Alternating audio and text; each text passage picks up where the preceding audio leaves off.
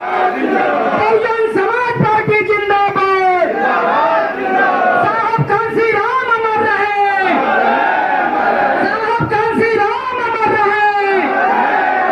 दादा साहब अमर रहे। दादा साहब अमर रहे। बहन कुमारी मायावती जी जिंदाबाद। बहन कुमारी मायावती जी जिंदाबाद। बहन जी संघर्ष करो। बहन जी संघर्ष करो। अब मैं बहुत ही अदब के साथ आज के इस कार्यक्रम के मुख्य अतिथि कई मंडलों के इंचार्ज, हम लोगों के अगुवा, हम लोगों के आरों से हम लोगों को रोक प्रोक करने का काम करें। माननीय सांसद जी, फूले जी को नमन करता हूँ, वंदन करता हूँ। आरक्षण के जनक राजर्षि छत्रपति साहू जी महाराज जी को नमन करता हूँ, वंदन करता हूँ। भारतीय संविधान के निर्माता परम पूज्य बाबा साहब डॉक्टर भीमराव अम्बेडकर जी के चरणों में श्रद्धा सुमन अर्पित करता हूँ, नमन करता हूँ, वंदन करता हूँ। आज इस महापुरुष की पुण्यतिथि है। ऐसे मसीहा, बहुजन नायक, वामसेक BS4 बहुजन समाज पार्टी के जन्मदाता, संस्थापक, परम आदरणीय मानवर श्री कांसीराम साहब जी के चरणों में श्रद्धा सुमन अर्पित करता हूँ, नमन करता हूँ।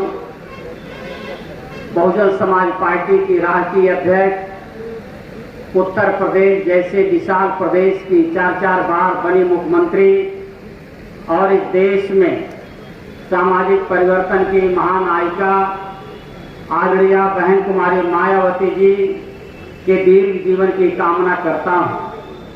और आज सरदार पटेल सेवा संस्थान, आलोपी बाग, प्रयागराज, इलाहाबाद के इस विशाल प्रांगण में बहुजन नायक मानवर श्री कांसीराम साहब जी को श्रद्धांजलि अर्पित करने उमड़ी हुई ये विशाल संख्या में आए हुए हमारे तमाम साथियों, माता बहनों, बुजुर्गों, डॉक्टर, मास्टर, इंजीनियर, लेखपाल, कानूनगो, वकील, विधानसभा, जिला, सेक्टर के, बूथ के, मंडल के वर्तमान पदाधिकारी, पूर्व पदाधिकारी, वामसेक के, DS4 के और BBF के हमारे सभी साथीगण, मंच पर आसीन, आज इस कार्यक्रम की अध्यक्षता होना, तब उसमें चमक पैदा होती है। ये परीक्षा है और इस परीक्षा में प्रयागराज के साथी सफल हुए हैं, इसके लिए मैं आपको धन्यवाद देता हूं। साथियों, मानवर कांसीराम साहब ऐसे राजनीतिज्ञ थे जिनका परिवार राजनीति में था ही नहीं। विरासत में राजनीति पा करके राजनीति करना बड़ा आसान होता है, लेकिन खुद राजनीति का प्लेटफॉर्म तैयार करके राजनीति करना कितना कठिन होता है। आदरणीय मानवर कांसीराम साहब 15 मार्च 1934 को पैदा हुए थे, पंजाब में पैदा हुए थे और वो ननिहाल में पैदा हुए थे। पहले बच्चे थे, ये अपने माँ बाप की पहली संतान थी और हम लोगों के यहाँ परंपरा है पहला बच्चा ननिहाल में ही पैदा होता। साहब वहां पैदा हुए थे और इनका नाम इनकी नानी ने रखा था और ये नाम जो बुग्गा साहब ननिहाल उनका था, उस बुग्गा साहब में एक बहुत सीनियर, बहुत ही बुजुर्ग थे जिनकी बात लोग मानते थे। चाहे जिस तरह का विवाद हो, पंचायत करके मामले को वो सुलझा देते थे। उनका बड़ा सम्मान था, बहुत इज्जत थी पूरे इलाके में। तो नानी ने सोचा कि हमारे घर नाती पैदा हुआ है, ये कांसीराम जैसा पैदा होगा, तो उनका नाम लेकर के मानवर साहब का नाम कांसीराम रखा गया कि कांसीराम जैसा हो। उस बुजुर्ग के समान कांसीराम होंगे। मेरे साथियों, जब मानवर साहब कक्षा 5 में पढ़ रहे थे तो पूरा बाल रखाते थे सरदार वाला। इनके पिताजी हरि सिंह जी वो भी बाल रखा के पगड़ी बांधते थे, उनके भाई साहब भी पगड़ी बांधते थे, लेकिन ये भी पगड़ी बांधते थे, बाल बड़े बड़े थे, तो उनको बच्चे चिढ़ाते थे कि तुम्हारे नाम में सिंह नहीं लिखा है, क्योंकि पिताजी के नाम में हरि सिंह था, सरदार हरि सिंह।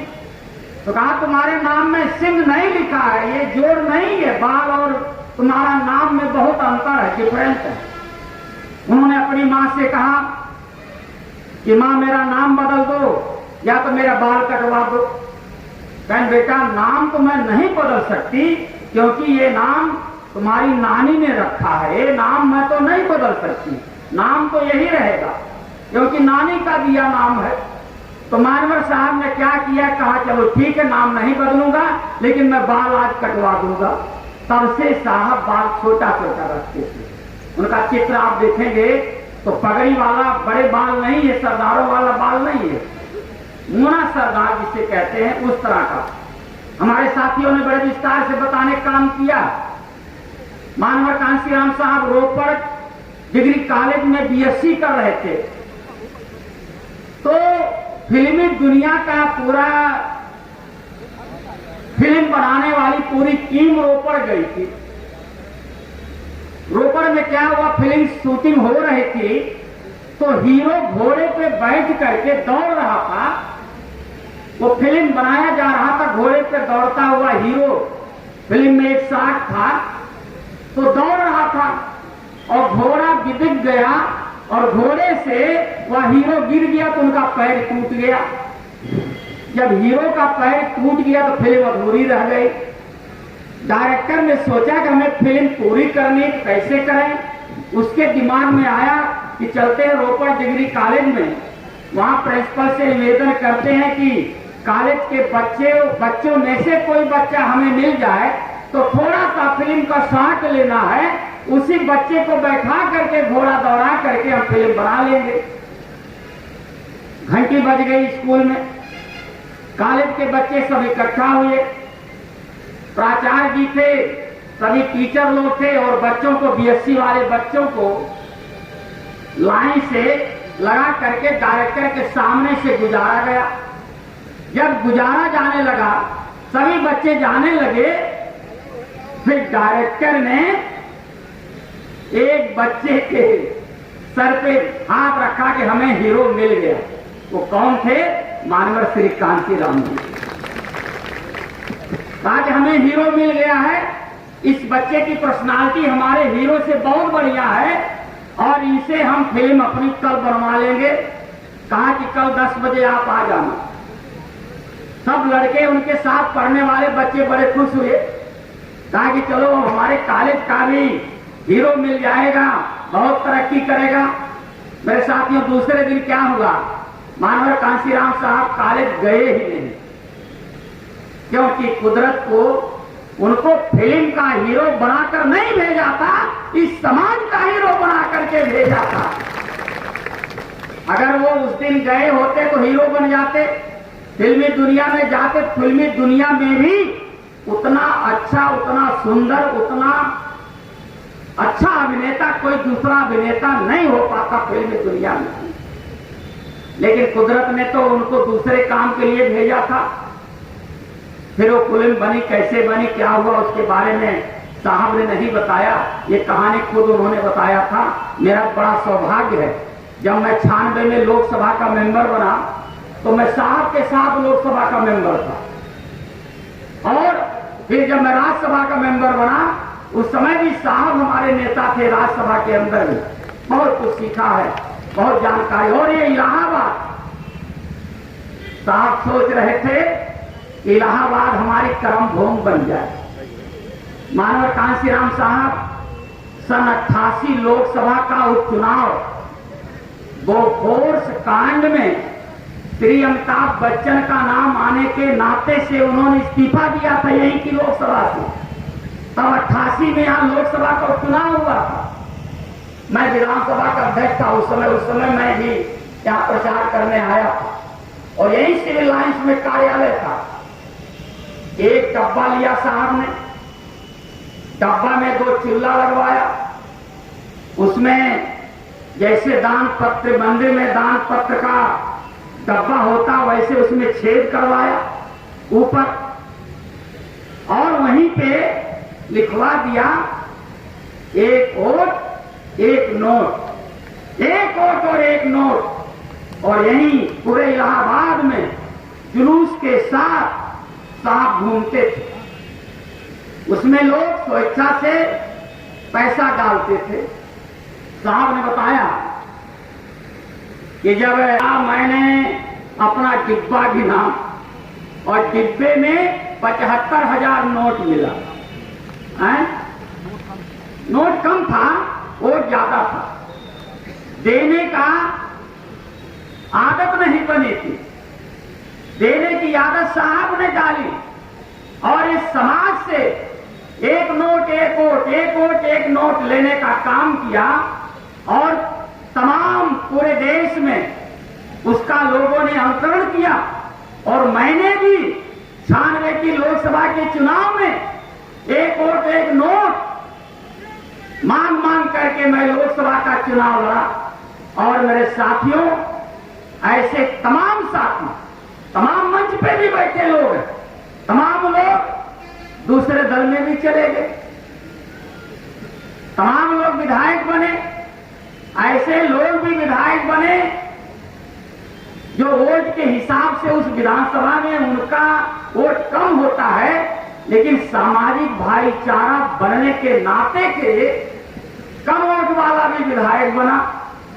मेरे साथियों, बाबा साहब डॉक्टर अंबेडकर जी पूरी जिंदगी 5 जातियों में, 6,743 जातियों में से केवल 5 जातियां बाबा साहब की बात को मान पाई थी। 5 जातियां। बाबा के उनके बगल में खड़े थे श्री नानक चंद्र रत्तू साहब।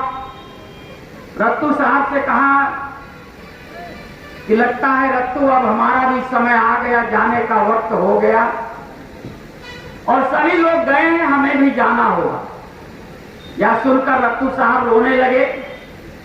फिर रत्तू साहब को ढाढ़स बधाया, कहा कि रत्तू तुम रो रहा, कहा आपने ऐसी बात ही किया। कहा नहीं रत्तू, डॉक्टर अंबेडकर नहीं मरेगा।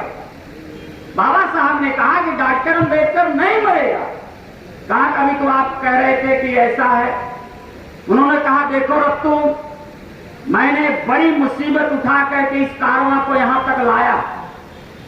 हमने कांग्रेस के हाथों में अपने को बिकने नहीं दिया, कभी हम अपने सर झुकने नहीं दिया।